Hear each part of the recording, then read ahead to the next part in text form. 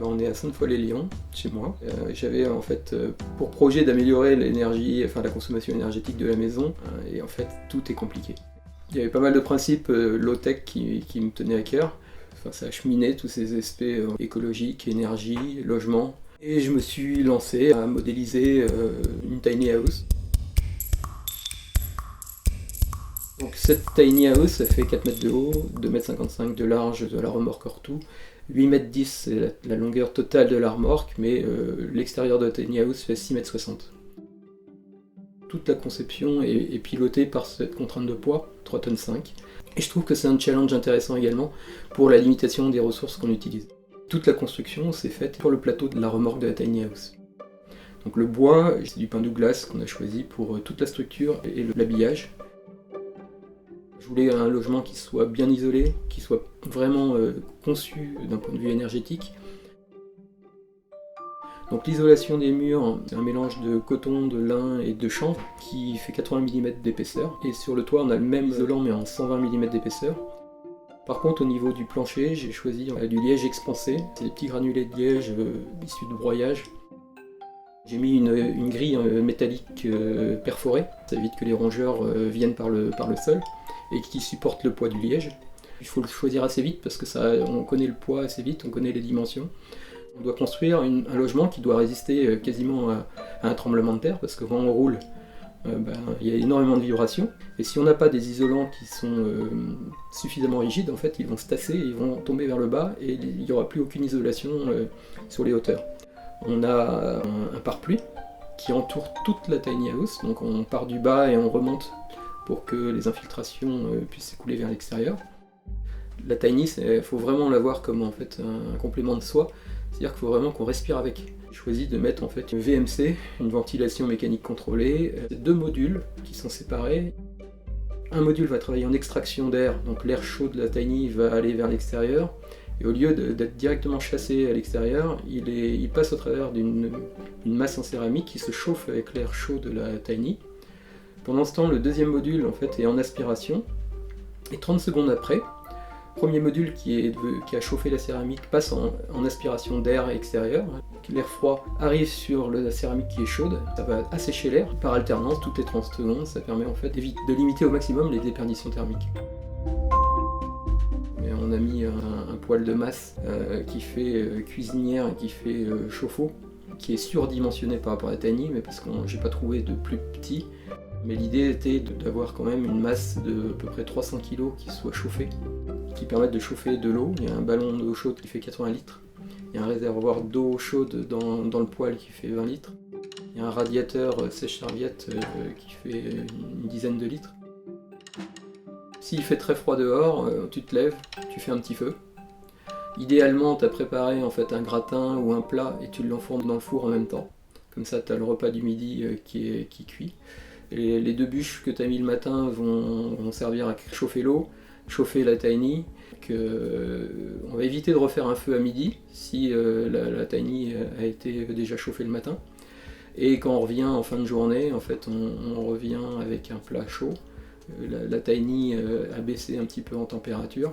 On refait une petite flambée qui permet de réchauffer le plat ou de cuire à nouveau un nouveau plat pour le soir. Dans la nuit, ça va descendre à peu près au matin. Plus froid, on était autour de 13-14, ce qui est tout à fait raisonnable. On a une bonne inertie thermique, donc on voit que l'isolation est bonne et avec une consommation très faible.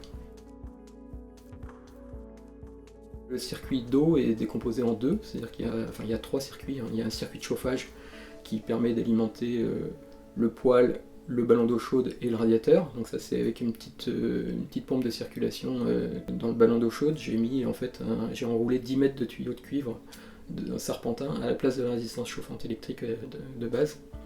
Et ça marche très bien. J'ai mis également en fait un échangeur à plaques. Si on n'a pas fait de feu pendant plusieurs jours et qu'on arrive à la fin d'un week-end par exemple, l'eau est froide. Si on a envie de prendre une douche, eh bien en fait on fait un feu. On attend un petit peu que les 20 litres d'eau du poêle chauffent, et là, instantanément, quasiment, on a de l'eau chaude qui est disponible au robinet. On a les panneaux solaires qui chargent la batterie via le régulateur solaire. La batterie alimente en fait toutes les prises USB, et les prises USB-C et les prises USB-A, plus du 12 volts, et toutes les lampes, ainsi que le frigo, sachant que le frigo consomme trop en 12 volts, ça peut être intéressant pour des périodes de transition. J'aimerais pouvoir installer en fait un biocomposteur. Donc aujourd'hui c'est une bouteille de propane qui est en extérieur, et le gaz est utilisé également pour la cuisson des plaques. L'idée étant que ça soit remplacé à terme par le biodigesteur qui permet de créer du biogaz. La création du gaz naturel nécessite d'être à peu près à 38 degrés. En été, on peut mettre une résistance chauffante, mais en hiver, en fait, ça devient un peu plus délicat. J'envisage d'utiliser le circuit également pour avoir un serpentin dans le biodigesteur pour pouvoir le maintenir en température avec le poêle. Voilà pour l'autonomie. Et la partie eau, c'est la récupération de l'eau de pluie stockée dans un réservoir de 4000 litres qui lui remonte à la demande et qui va se dériver en d'un côté une eau potable qui est destinée à l'alimentation, et puis une eau plus classique filtrée mécaniquement qui est utilisée pour la vaisselle, les douches, tout ce qui ne nécessite pas une eau potable. Pour les toilettes, on est sur des toilettes sèches avec de la sueur. Donc, pendant toute la construction, j'ai récupéré la sueur. On a travaillé à peu près sur une élongation donc, de 4 mois, et pendant 1 mois, on était 2 personnes. Il n'y a pas de barrière à l'entrée technique, c'est assez simple à construire. N'importe qui peut s'y mettre.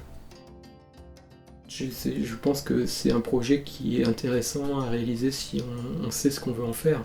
On a quand même un espace qui est relativement grand. On a une mezzanine qui fait 6,5 m², qui peut accueillir un lit simple ou un lit double.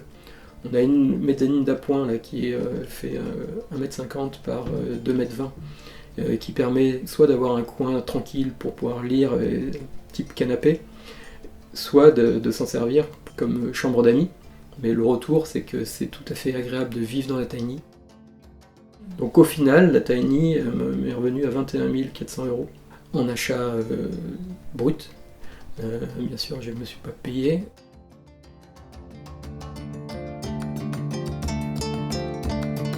Je suis ingénieur à la base, effectivement, mais en mécanique.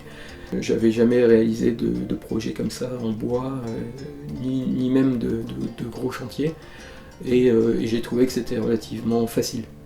C'était ça l'idée un peu de la tiny, c'était d'avoir une vue un petit peu globale, et puis de concevoir un projet assez ambitieux quand même, d'un point de vue énergétique et d'autonomie, qui soit réalisable.